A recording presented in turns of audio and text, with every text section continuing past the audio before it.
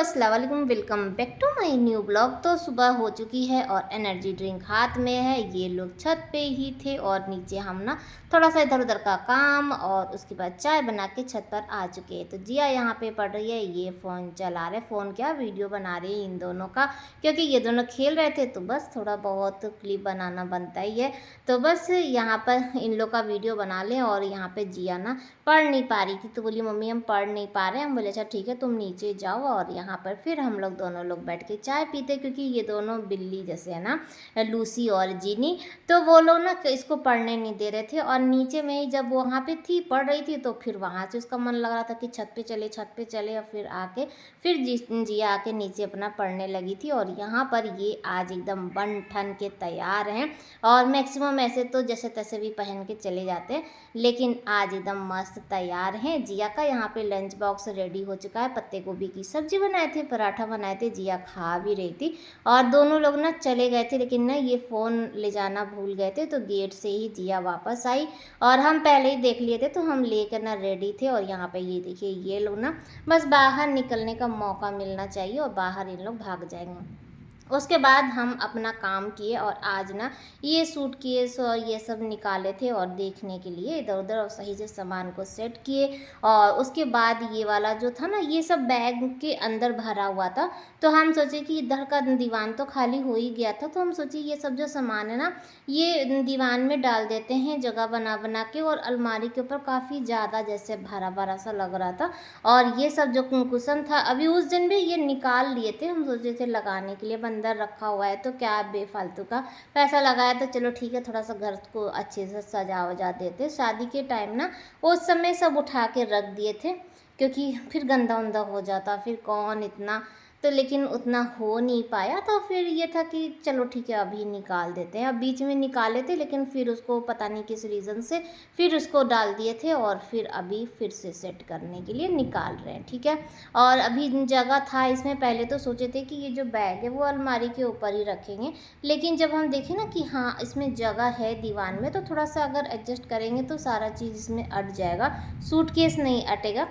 तो सूटकेस को उठा के और ना अलमारी के ऊपर रख देंगे और बाकी जो है ये सब इधर एडजस्ट हो चुका है। तो फिलहाल चलिए, और थोड़ा सा ना ये हैवी था और ये जो सूटकेस है ये सबसे बेस्ट है कहीं आने जाने, कुछ भी छोटा सा है और मजबूत है, सफारी का है। कभी कभी क्या होता है ना ऑनलाइन में ऑफ़र अच्छे अच्छे निकल जाते हैं और आप ना चाह के भी कुछ शॉपिंग कर लेते हैं कि हाँ चलो आगे भविष्य में कुछ काम आएगा। तो सेम यही हुआ था, ऐसा हम लोग को सूटकेस की ज़रूरत नहीं थी, लेकिन देखे कि ऑफ़र में अच्छा था तो ये मंगा दिए थे। तो ये हो गया था जिया का, और जिया का जितना भी हैवी अभी जो भी ड्रेस होता है ना वो इसी में रखा जाता है। फिलहाल यहाँ पर सारा तो चीज़ हो चुका, और चलिए बेड और थोड़ा सा साफ़ ऑफ कर देते हैं और यहाँ की जो बेडशीट है वो भी चेंज कर देते हैं। और एक बहुत ही प्यारा सा कमेंट आया था कि ये वाली जो चादर है ना ये आप अपने वाले बेडरूम में लगा दीजिए तो आपका जो वॉल से ना मैच कर जाएगा।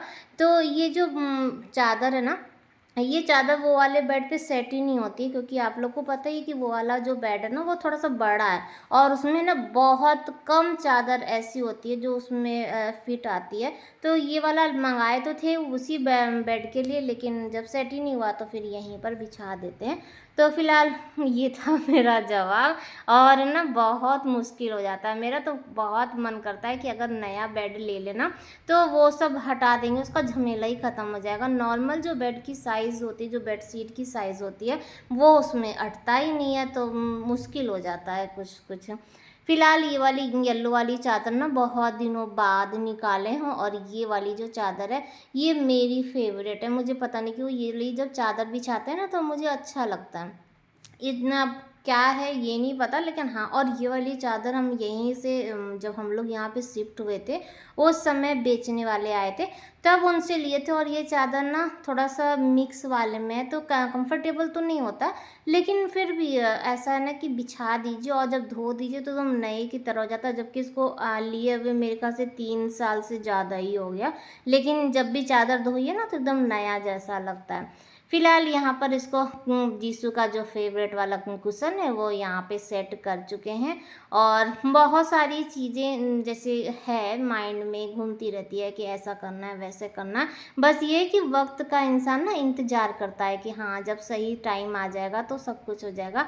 और बेड के लिए तो आप लोगों के काफ़ी कमेंट आते हैं, जो भी मेरे ख्याल से नए सब्सक्राइबर होते हैं, जो भी नए जुड़ते हैं, उनका बस यही सवाल होता है। पुराने तो मेरे ख्याल से नहीं बोलते होंगे क्योंकि उनको पता ही है, तो वो लोग नहीं बोलते। लेकिन हाँ, नए जो हैं वो अधिकतर बोल के जाते हैं बेड के लिए। तो बेड होगा, अभी हम लोग हड़बड़ा नहीं रहे हैं कोई भी चीज़ के लिए, क्योंकि जब हम लोग का ना फर्नीचर का काम होगा तभी हम लोग उसी में बेड बनवाएंगे, ताकि मैच हो सके। एक बार में ना अच्छा खासा पैसा लगेगा।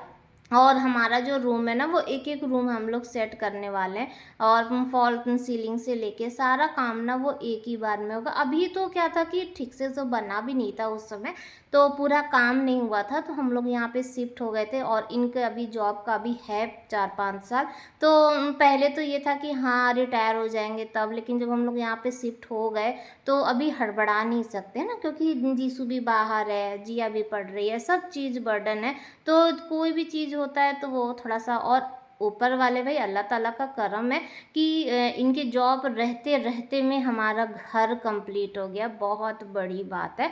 नहीं तो लोग क्या होता है ना, रिटायरमेंट जब हो जाते हैं उसके बाद घर बनवाते हैं, फिर सारा पैसा तो उसी में घर में लग जाता है। फिर बच्चों की शादी में तो लास्ट टाइम में क्या होता है ना, इंसान कंगाल हो जाता है, उनके हाथ में कुछ नहीं होता।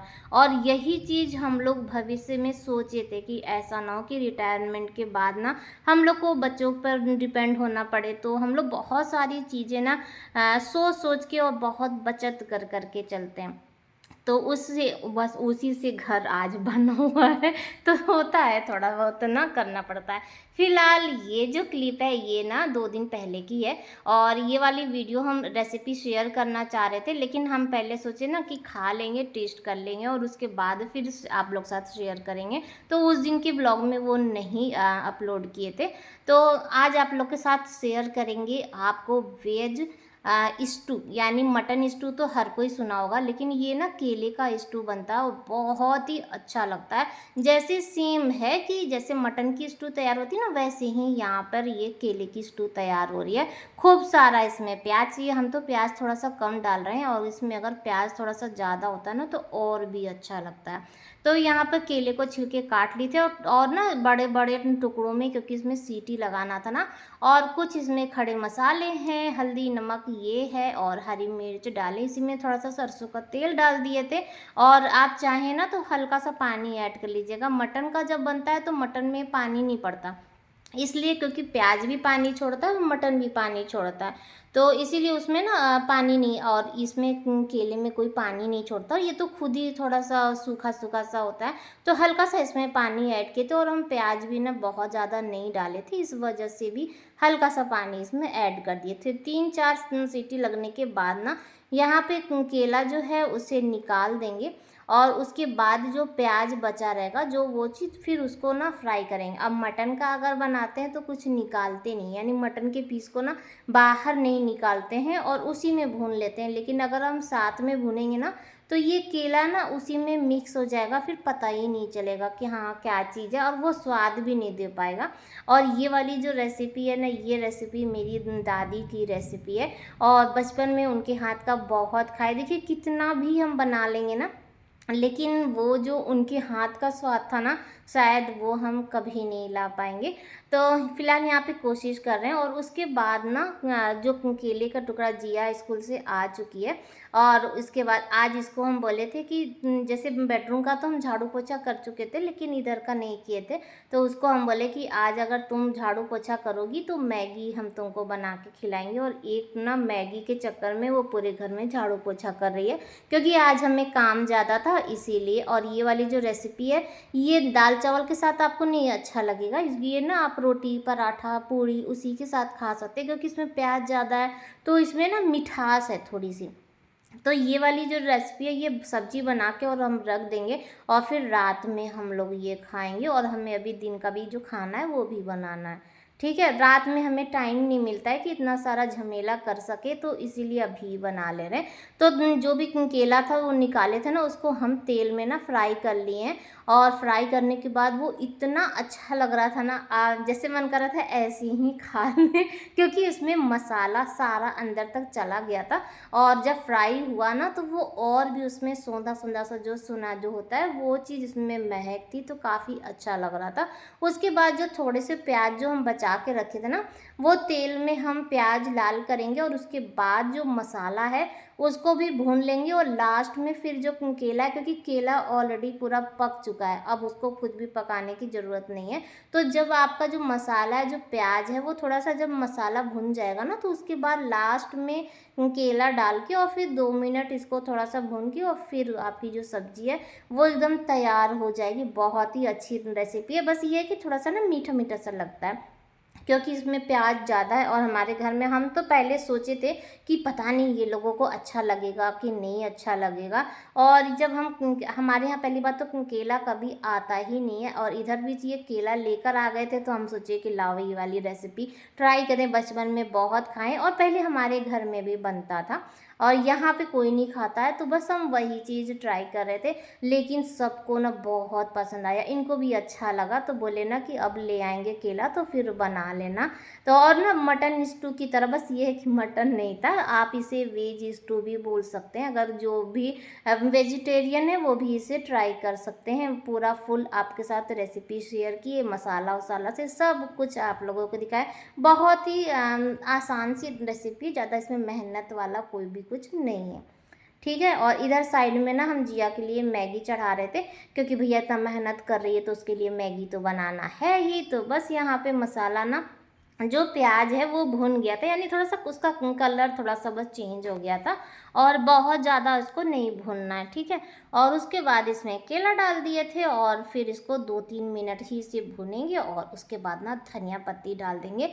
और उसके बाद इसको आप गर्मा गर्म रोटी, पराठा, पूड़ी, आप ऐसे करके किसी के साथ भी खा सकते हैं, बहुत अच्छा लगता है। तो फिलहाल यहाँ पे दोनों चीज़ रेडी हो गया, उसके बाद हम चलेंगे और ये जो बर्तन है थोड़ा सा बर्तन धोएंगे और उसके बाद ना फिर बनाना है आलू और करेले की सब्जी। तो यहाँ पे देखिए, तो मेरा केले का स्टू ना एकदम तैयार हो चुका है। और शायद यही रेसिपी से मटन स्टू हमारे घर में ऐसे ही सेम ऐसे ही बनता है। तो अब ये नहीं पता कि पहले मटन स्टू का रेसिपी हमारे घर में बन रहा था कि पहले केले का, क्योंकि ये वाली जो रेसिपी है मेरी दादी ही बनाती थी। घर में भी अगर होता था ना तो सब लोग उन्हीं को दे देते थे कि हाँ आप ही बनाइए, और उनके हाथ में स्वाद भी था।